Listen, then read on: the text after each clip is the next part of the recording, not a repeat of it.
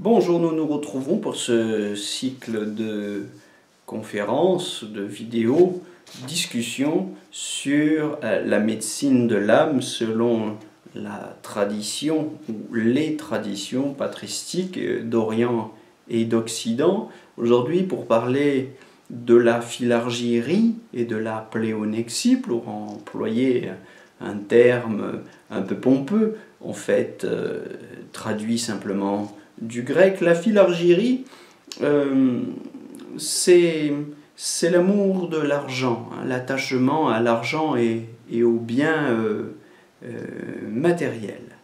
Et la pléonexie, c'est le plaisir d'acquérir et de posséder toujours davantage. Donc, ce sont des termes qui viennent simplement du grec, hein, philargyria et pléonexia. On les trouve chez les pères d'une manière générale et chez Jean Cassien qui m'inspire beaucoup, comme vous le savez, notamment dans ses institutions cénobitiques pour notre sujet d'aujourd'hui, au livre 7. La philargyrie, je le redis pour en donner une définition exacte, c'est l'attachement à l'argent et aux richesses matérielles. Il s'agit du désir de les posséder, de les conserver, et cela inclut aussi la peine à les céder, à en faire don. On pourrait traduire simplement ça par avarice. La pléonexie, c'est un petit peu différent, c'est le plaisir d'acquérir et de posséder davantage. On pourrait traduire ça par convoitise, envie, cupidité, avidité.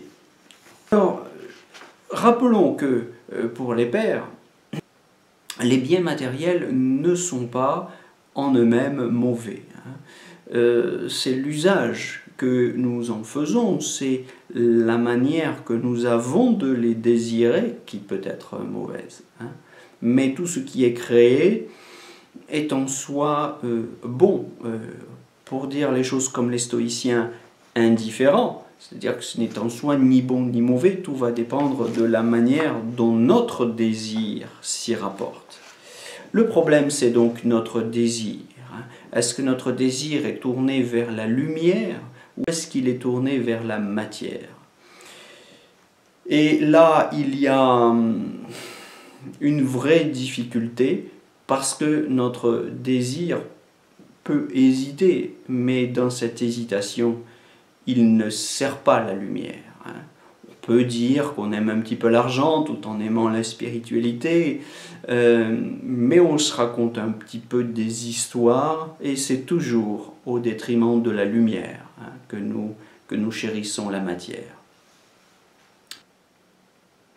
Quelle que soit la manière dont les riches essaient de se donner un supplément d'âme en parlant de spiritualité, Jésus a sur ce problème, sur cette difficulté, une réponse particulièrement claire.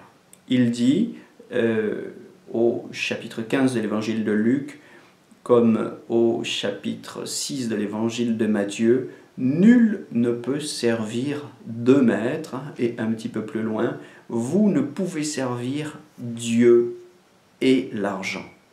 Vous ne pouvez servir Dieu et l'argent. Donc ici, il y a un risque. L'argent est vraiment un objet sur lequel notre désir risque de trébucher, d'achopper, un risque d'idolâtrie. C'est bien comme cela que Jean Cassien identifie le problème de l'argent que nous risquons toujours de sacraliser en lui consacrant un temps, une force et une énergie qui fait évidemment problème et qui nourrit l'illusoire impression de notre indépendance. Celui qui a de l'argent croit qu'il ne dépend plus des circonstances, qu'il ne dépend plus des autres. Il croit que son argent peut lui acheter tout ce dont il a besoin. En cela, l'argent trahit surtout pour les pères un manque de foi, un manque de confiance dans le pouvoir qu'a la vie de nous combler, de combler nos désirs au-delà de toute espérance. La vie, la lumière est une énergie infinie et je ne le redirai jamais assez, seul cet infini peut combler notre désir d'infini. Le riche se trompe lorsqu'il croit que l'argent peut lui acheter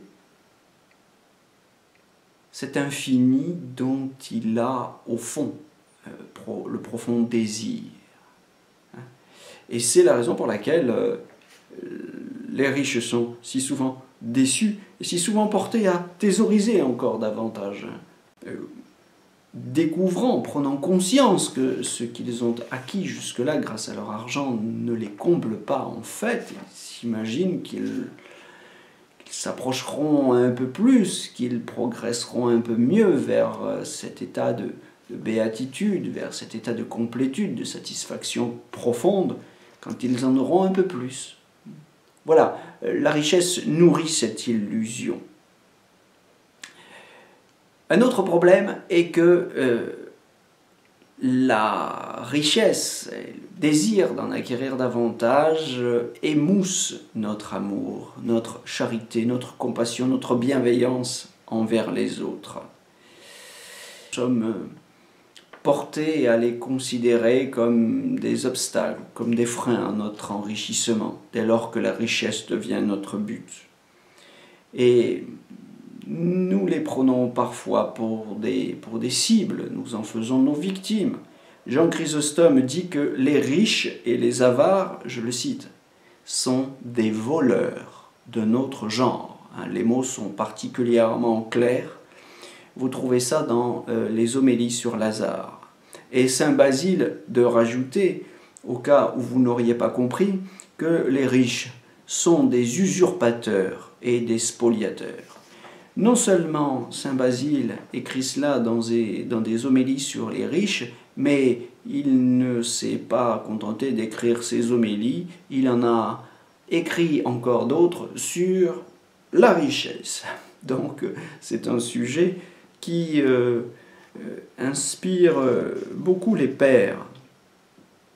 Saint Basile rajoutant que c'est en intendant et non en jouisseur qu'il faut user de la richesse. Il est impossible, dit Évagre, que l'amour, qui est tout de même la finalité essentielle de notre démarche spirituelle, et la joie qui va véritablement nous combler, il est impossible, dit Évagre, que cet amour coexiste chez quelqu'un avec les richesses. Il écrit cela au chapitre 18 de son traité pratique. En effet, la richesse attire sur nous la haine, et elle attire sur nous une haine universelle, pourrait même-t-on dire. D'abord parce qu'elle attire les jaloux, elle crée contestation, disputes, et cela jusqu'aux guerres, je veux dire, les guerres entre des États, qui sont particulièrement destructrices, mortelles. Elle attire sur nous la haine universelle parce que nous sommes portés à voir autrui comme un obstacle, je le disais à l'instant, comme un obstacle, comme un frein à notre enrichissement. Bien, la richesse rend anxieux, elle rend les riches anxieux qui sont au fond toujours profondément travaillés, minés par cette conscience de l'impermanence des choses. Ils essaient de garantir leur avenir, de garantir les conditions de leur bonheur futur en thésaurisant un argent qui, pense-t-il, va leur permettre d'acheter ces conditions. Mais c'est une illusion.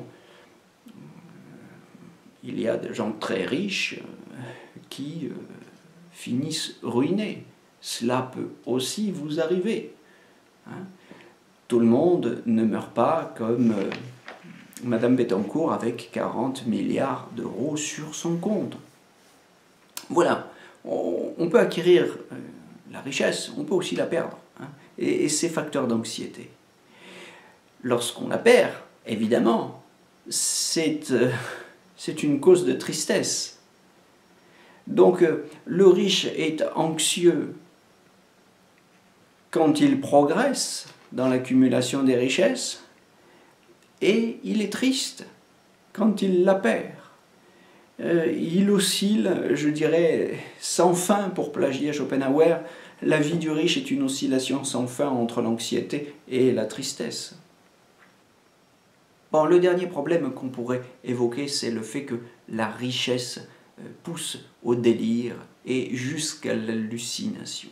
Dans son désir de tout acheter, dans son désir de maîtrise, l'homme s'expose au délire et à l'hallucination. Vous voyez ça effectivement dans l'Avare de Molière, sur un ton humoristique, les pères, avec un sérieux et une compassion beaucoup plus grave, avaient déjà évoqué le problème.